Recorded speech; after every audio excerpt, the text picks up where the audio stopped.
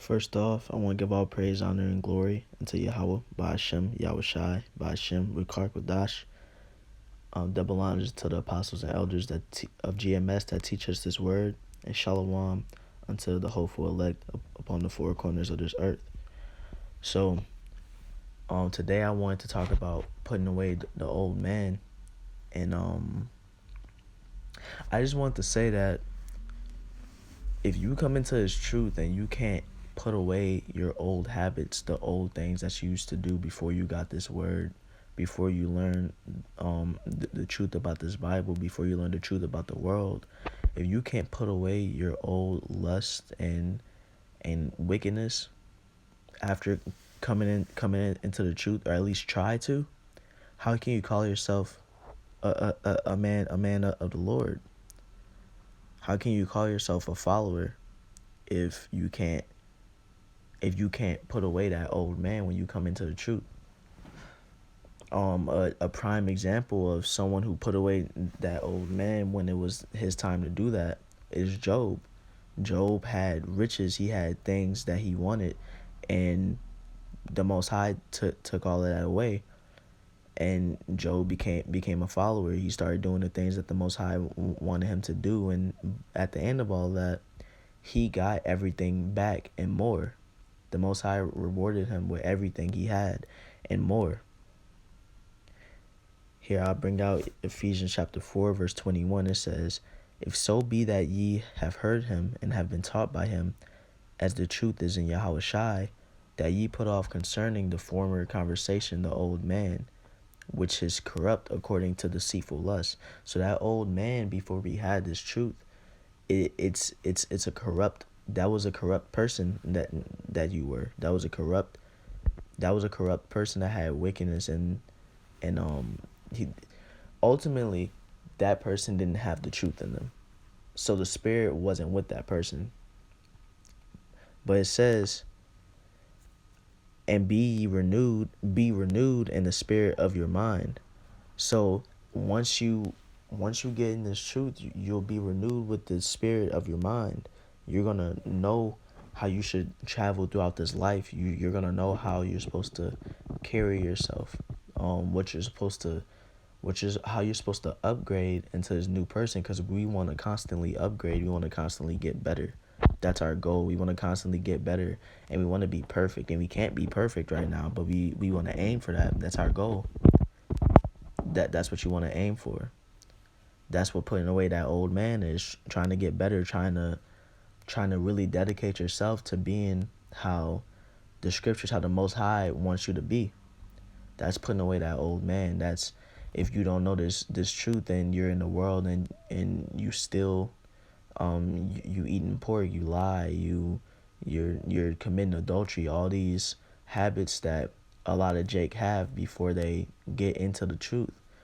Once you get into the truth and you see these laws and you know how you're supposed to carry yourself, you gotta let all that go. That's just how it is. You gotta let all that go. It says, verse 24, "And that ye put on the new man, which after the Most High is created in righteousness and true holiness." So there you have it. That new man is in righteousness and true holiness. And it says true holiness because some people in the world, they like going to church, and they call themselves holy for going to church every Sunday, but once they leave church, they turn right back into that same old person. That's not true holiness. That's fake holiness. That is fake holiness. You're putting on the front, and then once you're behind closed doors, you're going right back to doing what you always do. But once you get in this truth, this is a 24/7 thing. This is a lifestyle that you're living. This isn't a once a week thing. This is a daily thing where you're living in this truth. This isn't, you can't pick and choose you can't pick and choose when you want to be a man of the Lord. You cannot pick and choose that. This is true holiness. This is 24/7, always in the spirit. Now I'll rephrase that, because you do have to balance being in the flesh and in the spirit, because we are still in this flesh, so we aren't going to always be 100% in the spirit. But By true holiness, we are 24/7 always keeping the truth in our minds. That's what I mean by that. Just wanted to clarify. So, I'll get Ezekiel chapter 18, verse 30. It says, "Therefore I will judge you, O house of Israel, everyone according to his ways, said the Lord Yahweh. Repent and turn yourselves from all your transgressions."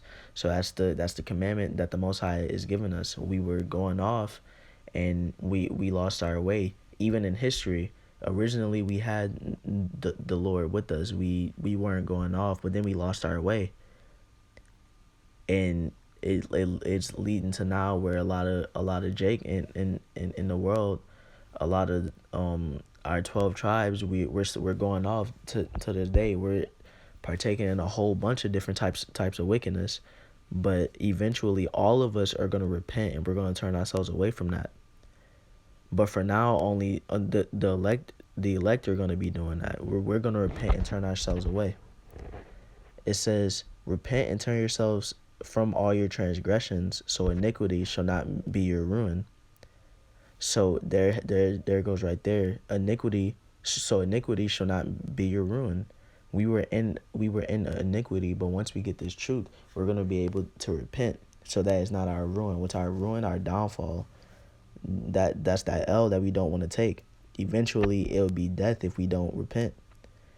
Verse 31 says, "Cast away from you all your transgressions, whereby ye have transgressed, and make you a new heart and a new spirit." So it's breaking it down.